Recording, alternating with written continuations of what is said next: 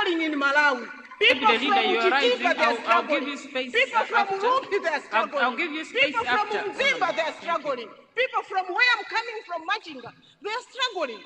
And the Malawi,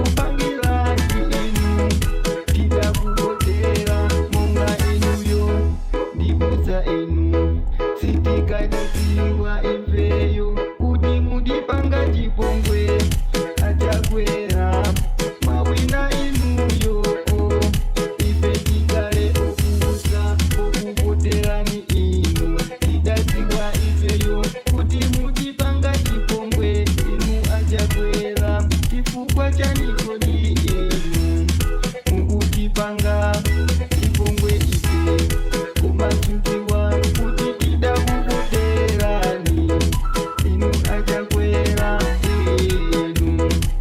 Malawi ambili akutandawula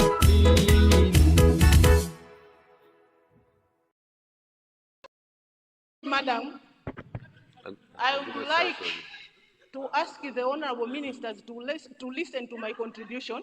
Then if they have answers, they should be able to be given a space to respond. They cannot keep on responding or shut us up so that we should not speak.